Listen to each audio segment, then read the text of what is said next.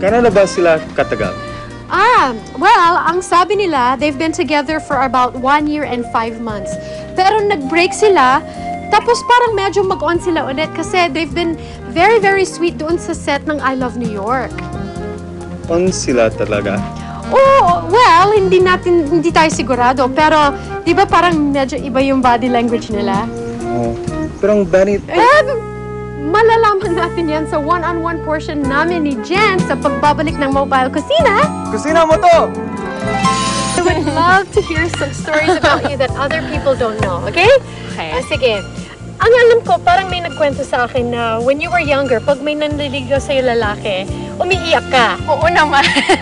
Hindi kasi lumaki ako sa B-section kami na all girls. So parang nahawa ko sa mga student to na medyo boyish. So, nung nanligaw na si Mark sa'yo, umiyak ka?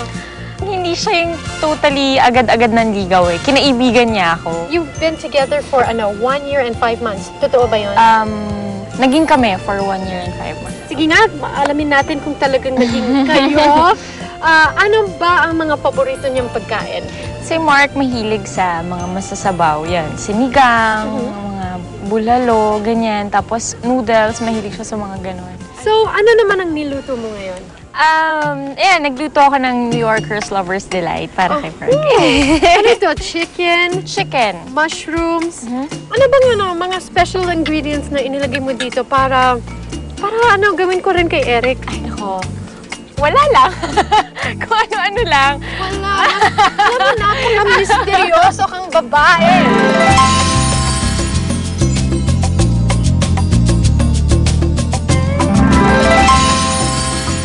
Sobrang sarap itong lulutuin kong New Yorker Lover's Delight. Handog sa inyo ng Magnolia Quick Melt. Alam mo, napakasimple lang itong gawin. Alam mo, surprise kayo kung gaano ito kasimple. Ganito lang yan. Alam mo, kumuha muna si Jen ng medium-sized baking dish, tapos gently pinahira niya ito ng butter. Tapos, tinabi niya muna to. Then, kinuha niya yung 2 chicken breast fillet at maingat niyang binalot sa heavy-duty plastic wrap para wag mapunit yung meat. Pag ginawang flat yung gamit yung rolling pin or pwede ring meat mallet ang gamitin. Nung 1/8 of an inch thick na lang yung chicken, alam mo, tinanggal niya sa balot, tapos idinaan niya sa flour. Pinaan niya lang. Konti lang para wag lang manikip sa kawali. Tapos pinagpag niya yung sobrang harina. Tapos sa isang medium size na kawali, nagpainit siya ng halong oil at butter. Medium fire lang ang ginamit ni Jen para wag masunog yung butter. Binantayan niya talaga ang pag-melt hanggang mag-sizzle ito.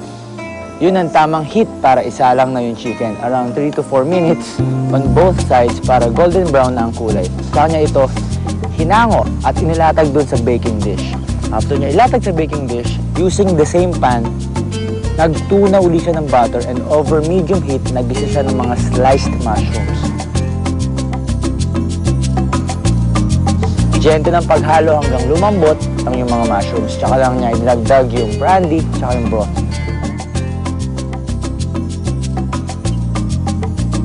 Nung kumulo na, hinayaan niya itong umapoy para pag mag-simmer lang. Tapos hinalo-halo niya ni Jen, siguro mga 5 to 8 minutes niya hinalo-halo. Pwede rin daw lagyan ng konting salt and pepper. Siguro pang optional lang. Konting halo ulit, tapos mag-ingat niya itong binuhos dun sa chicken. Alam mo, ganyan talaga si Jen, maingat sa ginagawa eh. Tapos, binudbud na ni Jen yung grated na Parmesan cheese at yung Magnolia Quick Melt. Alam mo kasi si Jen na alam niya na dapat gamitin yung Magnolia Quick Melt. Ayan, alam niya na perfect cheese yan para sa baking and cooking because of its superior melting ability. Alam mo, the best lang lagi ang ginagamit ni Jen pag luluto siya. Nagdagdag pa si Jen ng green onion bago niya ito pinasok sa oven for 20 minutes. Alam mo, pwede rin daw itong ilagay sa turbo broiler for 10 to 15 minutes. Alam mo kasi dahil sure namang perfect ang pag-melt at pag-brown ng Magnolia Quick Melt. To join, here's how.